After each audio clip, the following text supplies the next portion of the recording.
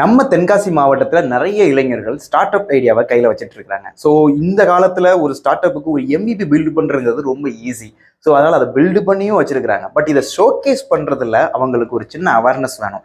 ஏன்னா இப்போ start அப்புக்கான meeting எங்கேயாவது நடக்குது, இல்லாட்டா ஸ்டார்ட் அப்புக்கான ஃபண்ட் ரைசிங் ப்ரோக்ராம் நடத்துறாங்க, அங்கே போய் நான் பிச் பண்ண போறேன்னு சொல்லிட்டு நீங்கள் தயாராகிறீங்கன்னா, தயவு செஞ்சு சொல்றேன், நீங்க எங்கேயாவது பிச் பண்ண போறீங்கன்னா பிஃபோர் தட் என்டிஏ சைன் பண்ணாம நீங்க பிச் பண்ணிடாதீங்க.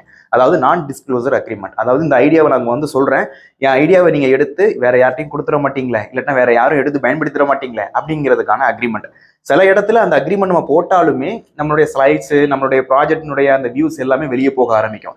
ஸோ அப்போ எந்த இடத்துல நீங்க பிச் பண்ணும்போது அந்த ப்ராடக்ட் அந்த கான்செப்ட் வெளியே போச்சு அப்படிங்கிறத நீங்க ப்ரூவ் பண்ணணும்னா, ஸோ உங்க ஸ்லைட்ஸ்ல நீங்க ஏதாவது சில வசனங்களை சேர்த்துக்கணும். உதாரணத்துக்கு ஒரு மீட்டிங் போறீங்கன்னா அங்க உங்க ஸ்லைட்ஸ்ல ஒரு வசனம் புதுசா நீங்க ஒன்று ஆட் பண்ணி வைக்கணும்.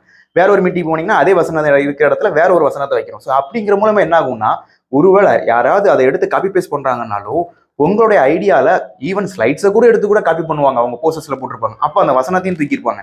அதை வச்சே கண்டுபிடிச்சலாம் எந்த மீட்டிங்ல இருந்து வெளியே போயிருக்கு அப்படின்னு சொல்லிட்டு. ஸோ பிஃபோர் தட் நீங்க ஸ்டார்ட் அப் ஐடியாவை கையில வச்சிருக்கீங்க, எம்விபியை பில்ட் பண்ணி வச்சிருக்கீங்கன்னா அதை பிச் பண்ணும்போது ரொம்ப கவனமா பிச் பண்ணுங்க. So it's very important for all start up என்தூசியஸ்டிக்.